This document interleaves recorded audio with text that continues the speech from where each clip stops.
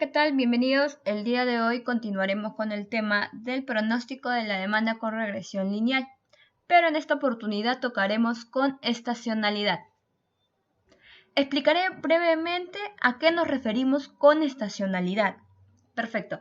Vemos dos tipos de gráficos. Si se dan cuenta, en el primer gráfico se ve un promedio de ventas, que quiere decir que es de manera lineal.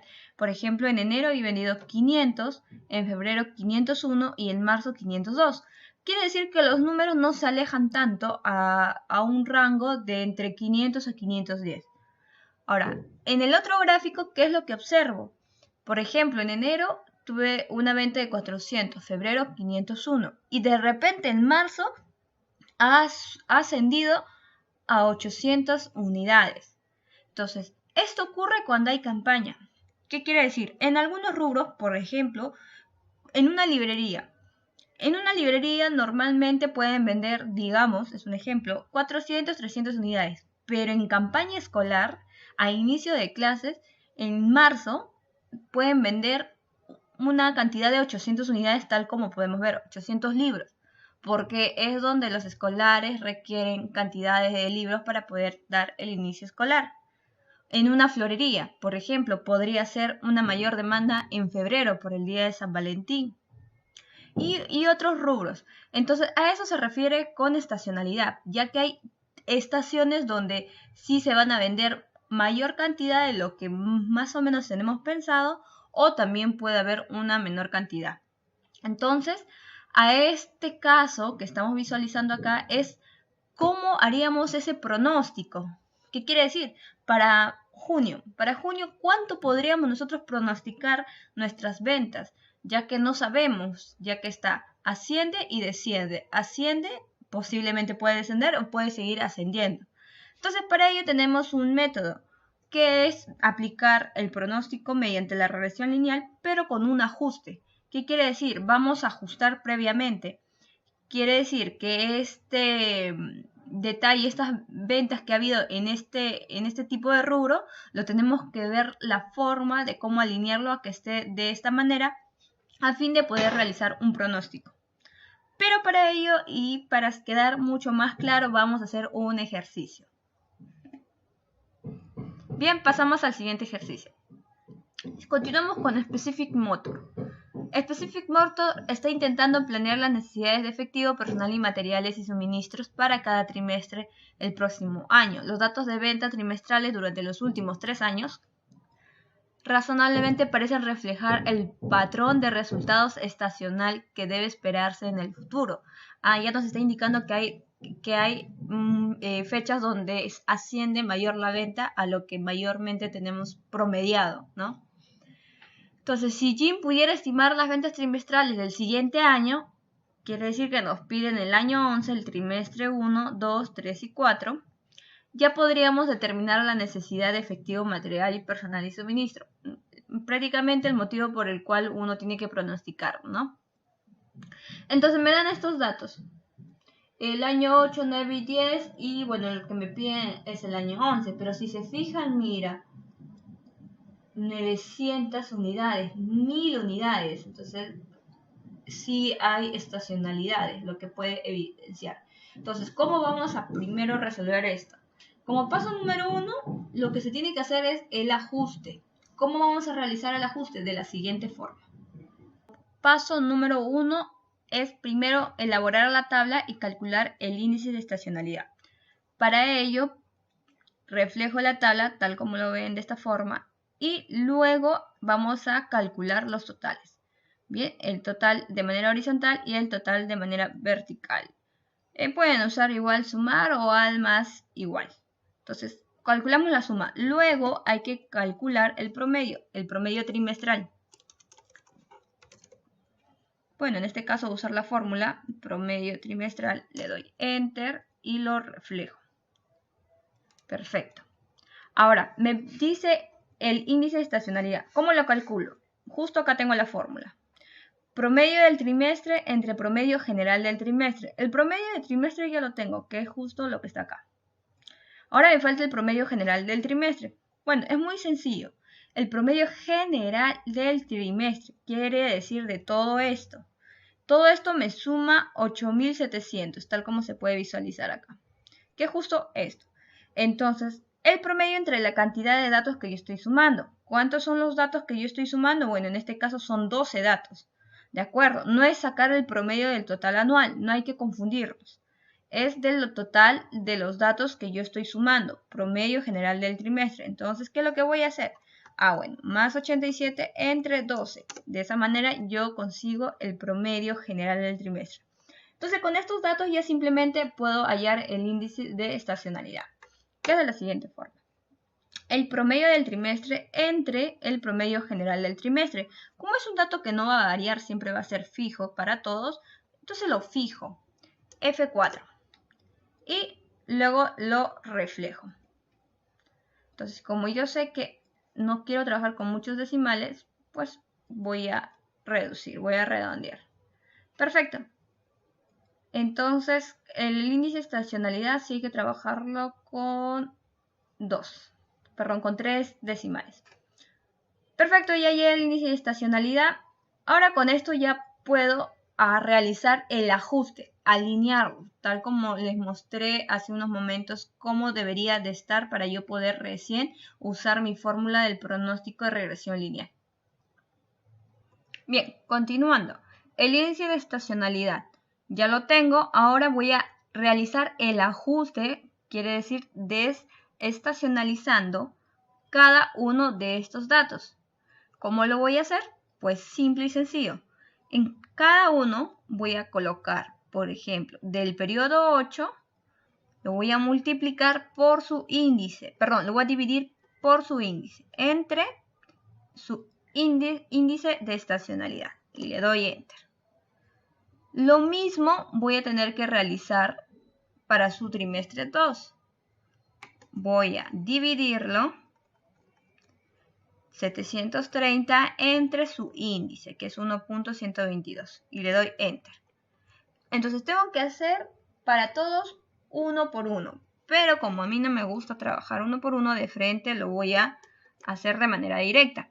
Recuerden que este dato solamente cambia para el lado derecho, bueno, para mi lado derecho, que es el índice de estacionalidad, es el que cambia y cada trimestre. Entonces, lo que voy a hacer es sencillamente fijar. ¿Qué quiere decir fijar? C16 va a cambiar, si va a variar, y el C21 se va a mover siempre hacia la derecha. Entonces, lo único que hago es colocar F4 para fijarlo, pero se va a fijar de manera permanente. Pero si yo quiero que esa fijación se mueva para el lado derecho, entonces le voy a dar otro clic, otro F4, y el signo del dólar solo se va a colocar en el medio. Le doy Enter y simplemente lo muevo hacia arriba y hacia abajo y ya me dan los resultados. Si se fijan, le doy clic, mira, cada trimestre se ha dividido entre su índice estacional. Bien, no hay error, perfecto. Y lo voy a redondear con 3 cifras, con 3, perfecto. Bien, entonces, de manera práctica, me falta el trimestre 4. O control C y control V, como ustedes quieran. Igual al resultado se calcula, ¿ves? No hay variación. Entonces yo ya tengo mi promedio, por así decirlo, porque ya está ajustado, así que ya está de manera lineal. En mi gráfico ya no va a estar ni tan arriba ni tan abajo. Va a estar dentro de un rango normal que se podría decir que se generan las ventas. Entonces, ¿qué es lo que vamos a hacer? Ya de acá ya es historia conocida. Vamos a pasarlo ahora a la tabla para poder hallar mediante la fórmula Y es igual a A más B por X. Bien, en este caso yo he realizado ya mi tabla, entonces yo lo he colocado de manera vertical, entonces ese va a ser el orden porque de esta forma yo voy a poder hacer mi tabla y así poder hallar A y B. Entonces lo coloco año, Q1, Q2, Q3, Q4 igual en el año 9 y el año 10. Entonces recuerden que como estamos hablando de serie de tiempos, entonces yo ya puedo entender que mi periodo va a ser en todo caso la cantidad de históricos que yo estoy tomando en cuenta. En este caso lo voy a enumerar del 1 al 12. Bien, porque son justamente 12 datos. Luego, en mi Y, que es la variable dependiente que estamos hablando de las ventas, vamos a reflejar. Entonces todos estos datos yo los voy a colocar de manera vertical. Entonces puedes hacerlo así, mira, control C, y luego acá hay una que te permite transponer una formulita acá que te permite transponerlo. Copias y pegas y se acomoda de manera vertical. Práctico. Ya estamos aprovechando de hacer algunas clases de Excel.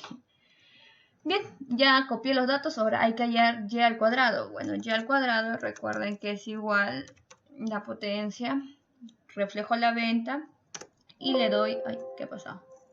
Verdad, me faltó el 2. Agarro este y lo estoy elevando al cuadrado. Le doy Enter y lo reflejo. Perfecto. Ahora x al cuadrado, que es igual también la potencia. Ahí está la potencia de x al cuadrado. De esta forma es muy práctico. En Excel es mucho más práctico realizarlo que hacerlo de manera manual, uno por uno. Y luego lo multiplico x por 10. Lo único que estoy haciendo es llenar la tabla, nada más. Lleno la tabla y me pide los totales, ¿no? Que son las sumatorias. Igual suma, o lo puedes poner al más igual, como tú gustes. Cual sea que te parezca práctico. Y perfecto, ya tengo las sumas. Ahora con esto yo voy a hallar, recuerden, nuestra tablita. Ya tengo mi tablita. Mi tablita me servía para yo poder hallar A y B y finalmente poder hallar Y es igual a A más B por X. Con esa A y B ya puedo reemplazar mis datos. Y X ya lo tengo porque recuerden que inicialmente me estaban pidiendo a mí Q1, Q2, Q3, Q4 del 11. O sea, ¿qué quiere decir esto? Que representa el periodo 13, 14, 15 y 16. Bien, ahora primero hallemos A y B.